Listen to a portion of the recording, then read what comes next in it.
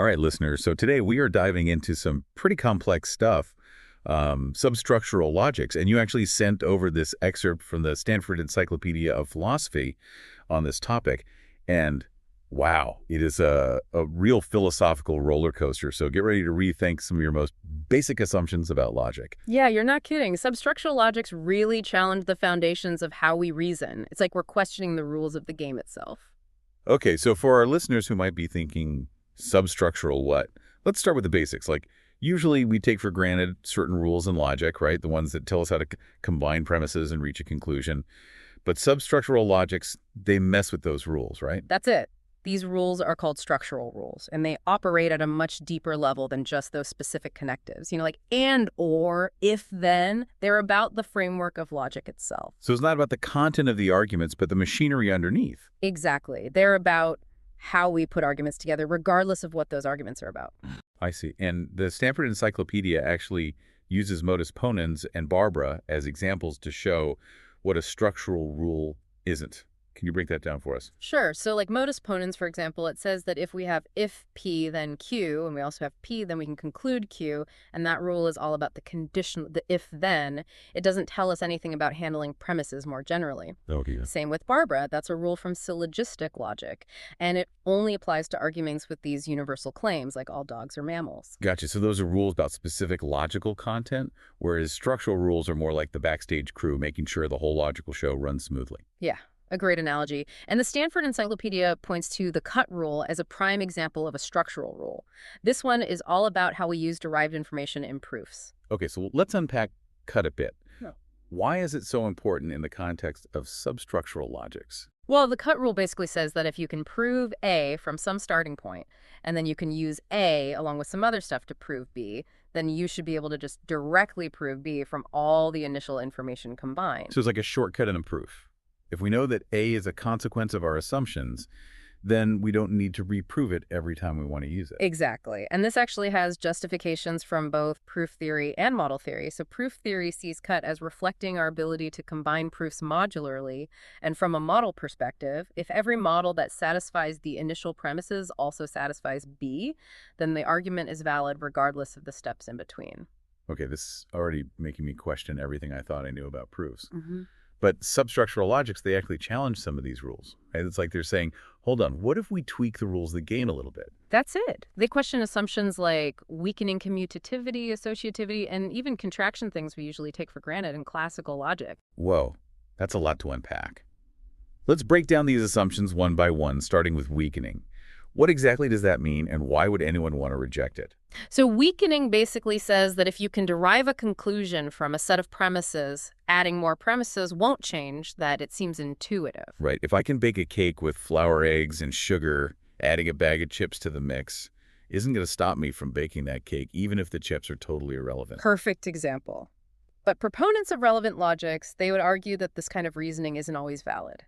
They say there needs to be a genuine connection, a relevance between the premises and the conclusion. Adding irrelevant stuff should weaken the argument, not strengthen it.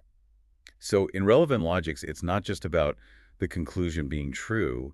It's about whether it's justifiably true based on the premises. It's about the relationship between the ideas. Precisely. So think about the material conditional in classical logic. If P then Q is considered true whenever P is false or Q is true, and this leads to some weird results, like a true statement implies anything. So even if the sky is blue is true, it shouldn't logically imply pigs can fly, even though technically, according to classical logic, it does. Exactly. Relevant logics, by rejecting weakening, they try to make sure that the premises actually contribute to the conclusion. So they demand a much tighter connection between the ideas. Right.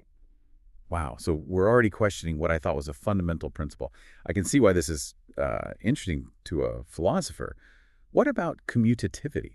What is that all about, and why would we want to mess with it? Well, commutativity assumes that the order of the premises doesn't really matter. So in classical logic, P and Q is the same as Q and P, but some substructural logics would challenge that. Hold on. So the order in which we present information could actually change the logical outcome. Yeah. Think about modal logic. So saying it is necessary that if John is a bachelor, then he is unmarried, which is true. It doesn't mean we can just flip it and say, if John is a bachelor, then it is necessary that he is unmarried. The first one is about the necessary connection between bachelorhood and being unmarried. The second one is about John's specific situation. Ah, I see. The order changes the meaning, even though we're using the same words. And the Stanford Encyclopedia mentioned that rejecting commutativity can lead to two different types of conditionals, right? Yeah, we might have a left to right conditional, like an arrow pointing to the right, and a right to left conditional, an arrow pointing to the left. Each of them behave differently when premise combination isn't commutative. This is getting really deep. We're not just changing the content of logic, we're changing the very structure of how we think. Yeah, and we're just getting started. There's also associativity. So this rule is about how we group premises together in classical logic. We assume that P and Q and R is the same as P and Q and R, but substructural logics might challenge that as well. Oh, wow. So just like with the order of premises, the way we group them could actually change the logical outcome. It's like we're getting down to the nuts and bolts of how we structure our thoughts. Exactly. It might seem like a minor detail, but it can have big implications. Imagine a proof where a rule requires a specific grouping of premises. Well, without associativity, you might not be able to rearrange them as needed. It's like trying to solve a math equation where you can't rearrange the parenthesis. Right. And then we come to maybe the most radical challenge of all rejecting contraction. So this rule allows us to use a premise multiple times in a derivation. So if I use the premise all humans are mortal twice to conclude that Socrates and Plato are both mortal, I'm relying on contraction. You got it. But logics, like linear logic, see this as problematic. They view each premise as a resource that can only be used once. Oh, like a magician using a rabbit for a trick. Once the rabbit's out of the hat, it's gone. You can't keep pulling it out over and over again. Exactly. In linear logic, you have to keep track of how many times you use each premise and leads to a whole different way of thinking about proofs, almost like a game of logic where you have to manage your resources carefully. So we've gone from questioning the order of premises to treating them like these finite resources. Mhm. This is really making me rethink how I approach logic. But I have to ask, are these substructural logics just abstract thought experiments for philosophers, or do they actually have applications in the real world? That's a great question, and the answer might surprise you. Substructural logics are far from just theoretical curiosities. They actually have a variety of practical applications in fields like computer science, linguistics, and even artificial intelligence. Oh, wow. Okay, now you've got my attention. Tell me more about these applications. What kind of problems can substructural logics help us solve? Well, we've already touched on relevant logics, which focus on making sure that the premises are genuinely connected to the conclusions. And these have applications in areas like philosophy of language and artificial intelligence, where understanding the relationship between information is crucial. So if we're building a chatbot that needs to understand the context of a conversation, relevant logics could help us prevent the chatbot from making these illogical leaps in reasoning. Exactly. Then there's linear logic, which, as we discussed, models resource use, and this has applications in computer science, particularly in areas like concurrency and resource management. So if I'm designing a system where multiple processes are competing for the same resources like memory or processing power, linear logic could help me avoid conflicts and make sure everything runs smoothly. It's like a traffic cop for my computer program. A very apt analogy. And then we have the Lambert calculus, which focuses on the order and composition of linguistic elements. And this has been hugely influential in computational linguistics, particularly in parsing and understanding sentence structure. It's like grammar rules for computers. So all these different logics, which might seem quite abstract at first, can actually help us build better computer programs or understand language more deeply and even design more intelligent machines. Precisely. And what's fascinating is that all of these logics, which were initially developed quite independently, have now sort of converged into this unified field of study. It's like they were all speaking these different dialects of the same logical language, and now we're starting to understand the grammar that connects them all. That's amazing. It seems like substructural logics are really opening up this whole new world of possibilities for understanding how we reason and how we interact with the world around us. Yeah. But how do we even study these logics? What are the tools and techniques we can use? Well, there are two main approaches, proof theory and model theory. Can you give us like a quick rundown of what those are and how they apply to substructural logics? Sure. So on the proof theory side, we have systems like natural deduction and Gensen systems. These allow us to formally represent and manipulate arguments in these logics and even prove things about them. For instance, we can figure out if a given substructural logic is decidable, meaning is there an algorithm to determine if an argument in that logic is valid or not? So we can actually figure out if there's a foolproof method for checking the validity of arguments in these systems. That's pretty powerful. It is. And then we have model theory. This approach gives us tools to interpret these logics in terms of formal structures. And the Stanford Encyclopedia mentioned these structures called Routely-Meyer models in connection with the relevant logic R. Right. Can you unpack that a bit? What are these models all about, and how do they help us understand substructural logics? Well, instead of the usual binary relation between possible worlds that we see in modal logics, we have this ternary relation. It's like adding another dimension to our logical space. And this relation captures the way that premises combine to support conclusions. So instead of just saying A supports B, we're saying A in a specific context with C supports B. It's like we're adding this extra layer of nuance to the relationship between propositions. Exactly. And by imposing different conditions on this ternary relation, we can capture the behavior of different substructural logics. For example, if we want a logic where the order of premises doesn't matter, a commutative logic, we would impose a symmetry condition on this relation. So the properties of this relation determine the flavor of the logic we're dealing with. We can fine-tune the logic by tweaking the rules of the relation. That's a great way to put it. And by interpreting this relation in different ways, we can apply substructural logics to different domains, for example.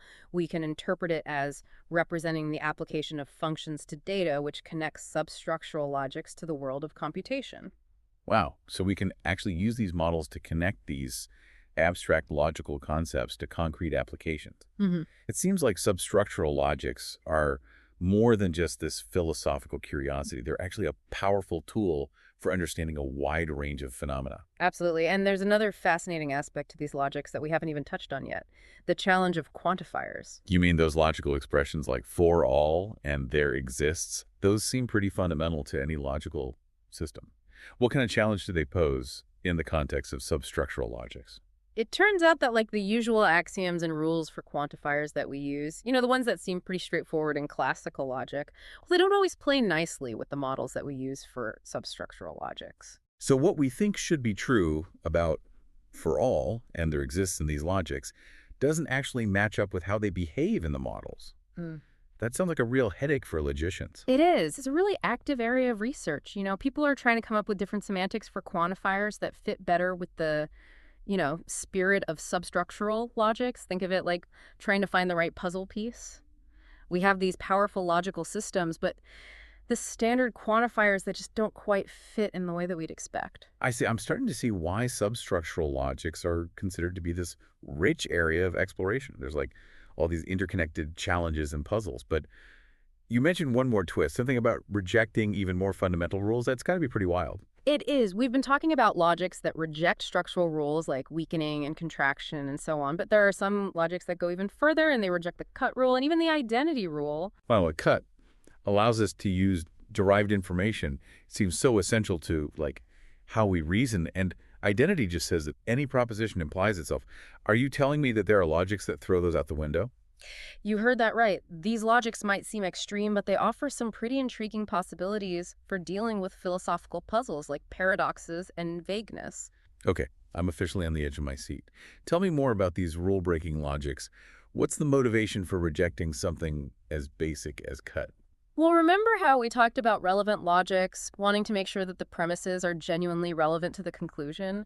Well, some philosophers, they take this idea even further, and they argue that unrestricted cut can actually sneak in these irrelevant conclusions. So they propose these logics where the premises have to be very tightly connected to the conclusion for an argument to be valid. So no more logical free riders. Every premise has to pull its weight. Exactly. One example is Neil Tennant's core logic, which rejects unrestricted cut to ensure that conclusions are genuinely supported by their premises.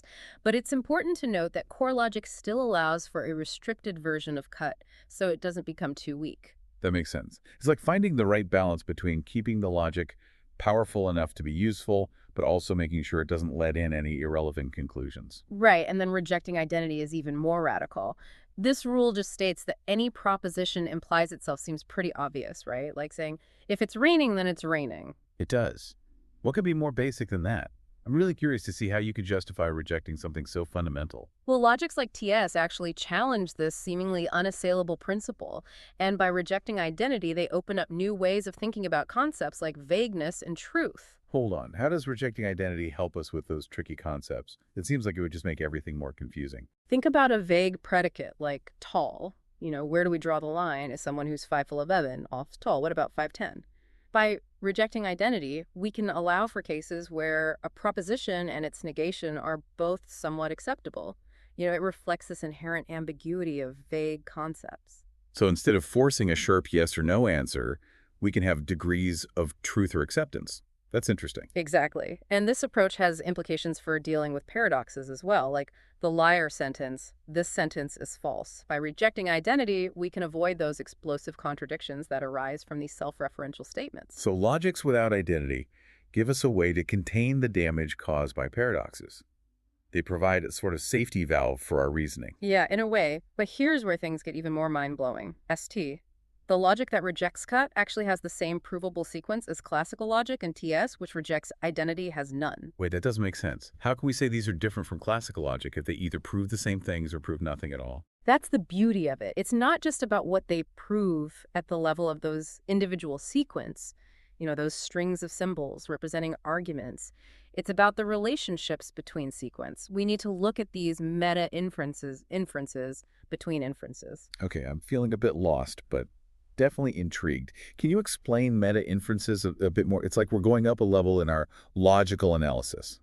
Think about it this way. Even though ST proves the same sequence as classical logic, it rejects the cut rule, which is a meta inference. So this means that it has a different structure of reasoning, even if the end results might look similar. So it's like two chefs making the same dish, but using different cooking techniques. The final product might taste the same, but the process behind it is completely different. A perfect analogy. And with TS, even though it doesn't prove any sequence directly, we can still study the relationships between sequence and explore the patterns of reasoning that it allows. It's like investigating the blueprint of a building, even if the building hasn't been constructed.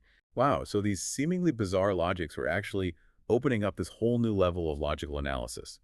We're not just looking at individual arguments anymore, but the relationships between arguments and the overall structure of reasoning. Exactly. And this exploration of meta inferences has led to the realization that, we can actually have different grades of validity, not just at the level of formulas, but also at the level of sequence and meta inferences. So instead of just saying an argument is valid or invalid, we might have this spectrum of validity, like saying it's strictly valid, tolerantly valid, or something in between. It's like adding shades of gray to our black and white view of logic. Exactly. This allows us to capture the nuances of logical reasoning in a much more fine-grained way. It's like having a high-resolution image instead of a blurry one. We can see so much more detail. So what does this all mean for our listener? The philosopher grappling with complex ideas and challenging arguments. It seems like substructural logics are more than just this technical curiosity. They're offering a new perspective on the nature of logic itself. You got it. It means that the world of logic is far richer and more diverse than we might initially assume, and by questioning even the most fundamental assumptions about how logic works, we can discover these new tools and frameworks for understanding the nature of reasoning language and even reality itself. This deep dive has been a real mind-bender.